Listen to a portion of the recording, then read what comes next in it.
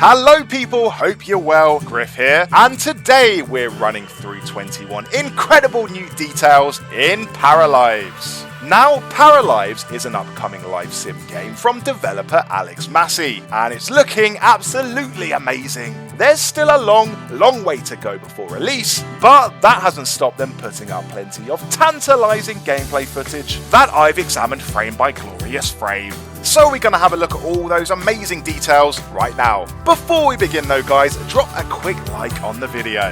That is greatly appreciated. And let's kick things off. Here are 21 incredible new details in Paralives. We'll kick off the list with the character creator. It's looking even better than it did just 6 months ago, giving you tremendous control of your style. One new detail is the way you can completely customize your socks, even giving your parafolk odd socks to wear. To be honest, this particular feature isn't something I can see myself using all that much, mainly because I have enough trouble putting on my own socks and I want my parafolk to succeed where I fail. But odd socks do show the extent of the customization tools in the game. It makes me think, what other pointless things can you do? How about one glove, Michael Jackson style? Maybe you can alter your dungarees to hang by 1 or 2 straps. Or how about making one of those half and half hoodies that were inexplicably popular for a short time in 2018? That brings me back. The sky is the limit, and it all starts with odd socks. Next up, it's the nickname generator. In Paralives, what you want to be called and how you want to be called it is completely up to you. For instance, you can create your own nickname. So, if you're called, I don't know, Sandra, you could go by Sandy or the Sandster. You've also got the option of a middle name and titles like Mr. and Mrs. and maybe Doctor. That's useful if you're just really into formalities. As well as that, you can disable your last or first name and just go by one name like Madonna or Batman. You can randomize the name and leave it up to fate, cruel fate. And finally, you can invert the first and last name, which is common in some cultures. Our third incredible new detail is the skin system. If we compare the first time we saw Maggie to how she looks now, it's clear the developers have made massive strides. Improvements to the skin layering system include subtle blush effects, convincing freckles, and better makeup. As a result, Maggie has a lot more fidelity. At the same time, she hasn't lost that unique visual style the game is going for. Good job. Fourth, and we're looking even more deeply into the improvements to creating your parafolk. In this gameplay footage, we're introduced to a new parafolk, Sebastian. Sebastian is a good demonstrator of brand new features in the game. Features like body hair, facial hair, tattoos, recoloring, and the opacity slider. Not only can you change many different aspects of your parafolk, but the UI makes it extremely easy to do so. You're not overwhelmed by options, even though there are loads of them. And as a result, you really can create anyone you want. Something tells me we're gonna see a whole load of knockoff celebrity lookalikes. Fifth, and I wanted to give Paralives ethnic considerations its own section. That's because the developers are really taking diversity seriously. Tweeting in June 2020, Alex Massey shared a survey, writing, "Do you feel like your ethnicity is underrepresented in video games? This 10-minute survey will help us gain some perspective in order to make Paralives as inclusive and diverse as possible." End quote. So it's clear he and his team want to make everyone feel welcome when they play the game. And one of the ways they're likely doing that is making ethnic parafolk much more than an afterthought. For an example of how to do minority representation right, look at how Spider-Man Miles Morales renders Miles' hair. In Paralives, I wouldn't be surprised to see braids, dreads, and fades way better represented. Paralives' heart is definitely in the right place. Alex Massey also tweets, "More surveys like this regarding diversity will come in the future." Our sixth incredible detail is RealTime Reflections. When you've spent ages in the parafolk creator, you want to show it off. And what better way than with a mirror?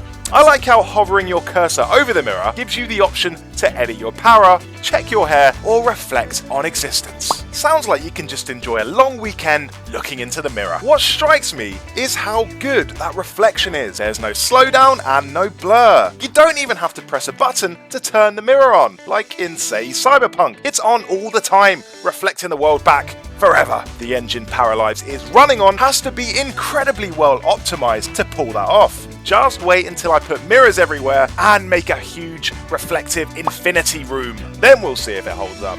Then we'll see. Number 7, it's ziplining. This is one of the first outdoor activities we've seen, and it shows the developers are thinking about how to make going outside really worth our while. Because, let's be honest, it usually isn't. It's not clear yet if you can install them wherever you want and zipline all the way into your house, but who can refuse an inviting zipline?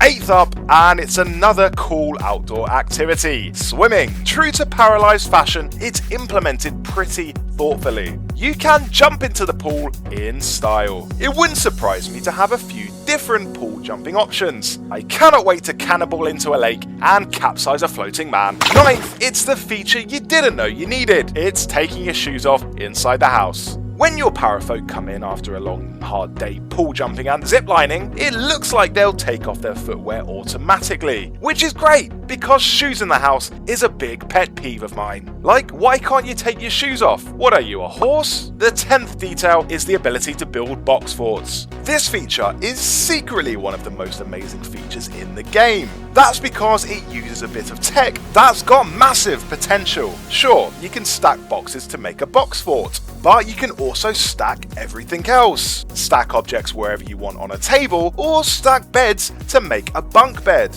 With this box fort, we're starting to see some properly creative uses of Paralives stacking tech. Next up, it's a trick bookcase. Here we see Sebastian entering a secret chamber through a nondescript shelf. You could use this for so many situations. Build a hidden room behind it, for example. Make a shortcut between rooms, or use it as an escape when an annoying parafolk comes around and starts telling you about their dreams. Oh, not another dream chat. On to the all-important money cheat now. You'll be able to input a code to get more money.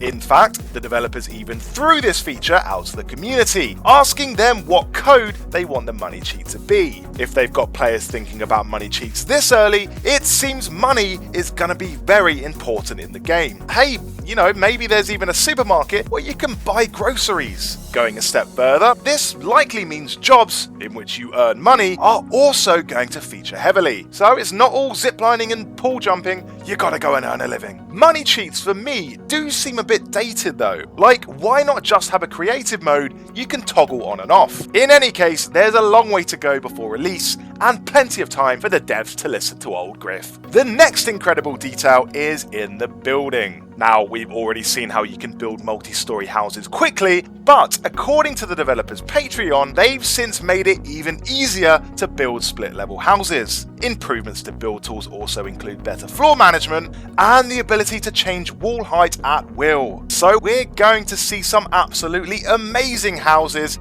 in Paralives, even from inexperienced people who might have shied away from creative building in the past, and from incompetent players like myself. Now we're talking mod support, and the Steam Workshop is key to the game. Paralives will have full Steam Workshop implementation, meaning it couldn't be simpler for people to both mod and download mods. One area you can mod is furniture, and that's just what's been confirmed so far. So we're going to see potentially infinite content on the Steam Workshop, keeping the game going for years after release. I hope someone mods in my favourite chair, the Oswald Check Wingback Armchair Natural. That is a fine chair. You don't see it enough. Okay, next up we have the genetic system. This is a big feature in the game.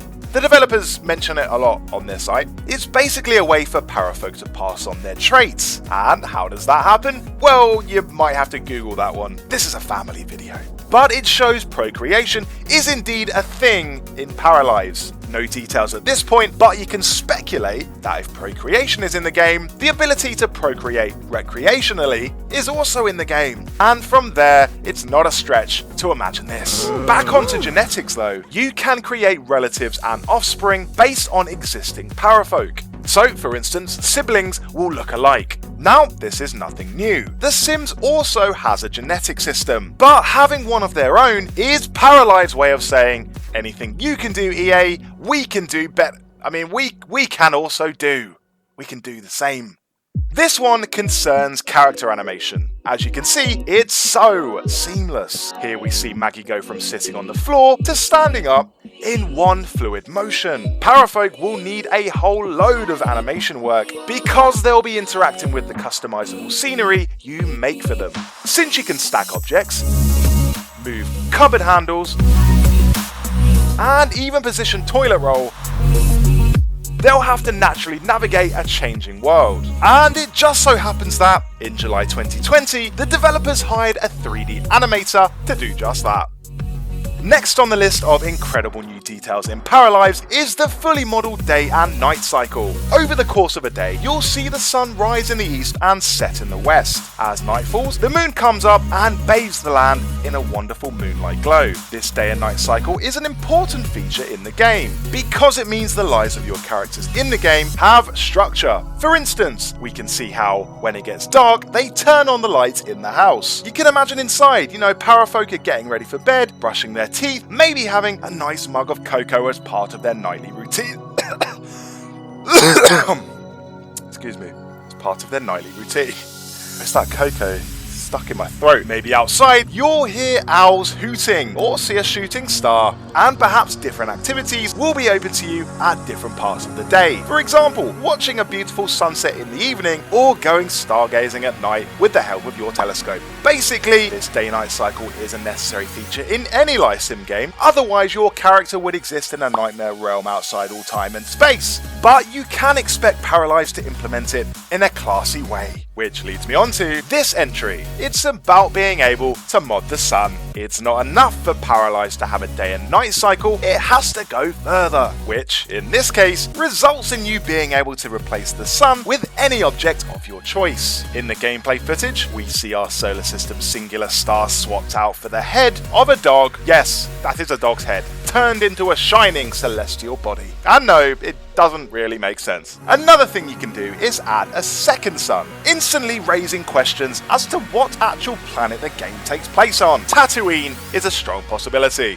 It's not clear how many suns you can add at this point, but it's unlikely to be the only way you can mess with the stars. If the developers have implemented the ability to mod the sun, why would they stop at giving you the power to just add 2? Maybe you could add a dozen suns and give your characters a nice healthy tan, or make the sun tiny so your town has just a few hours of precious daylight, like the film 40 Days and 40 Nights or Norway. Regardless of the extent it will let you mod, Paralives looks to be leaning a lot more towards the fantastical than it first appeared. This helps set it apart. I mean, what other game lets you turn the sun into a dog? Up next, and it's the final cool detail about the day and night cycle. The developers have said they're making summer days longer and winter days shorter. A reason this is interesting is because it means there'll be seasons. And with seasons comes all sorts of activities. Now, we already know the game features seasonal decorations and clothing options, so you can get in the spirit of Christmas and Halloween, but Paralives actually capturing the changing lengths of day shows it's assigning a value to them. And if it assigns a value to them, that likely means it's modifiable. And that means you'll be able to mod the seasons. If you're a Christmas person, maybe you can make it the 25th of December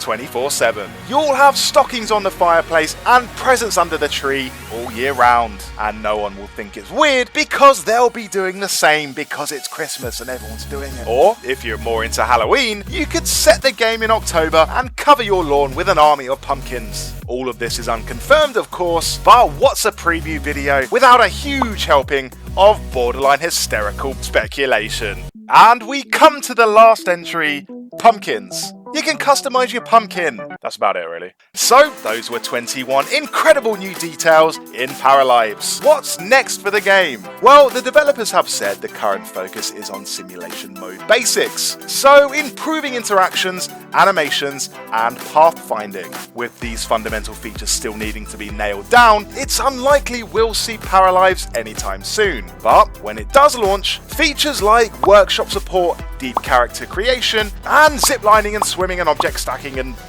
secret bookshelves and all that suggest it'll be worth the wait. Thanks so much for watching, guys. You've made it to the end, so celebrate by dropping me a like. And if you want more stuff like this, subscribe to my channel. Let me know in the comments what you think of the game. I would love to hear your thoughts. See ya!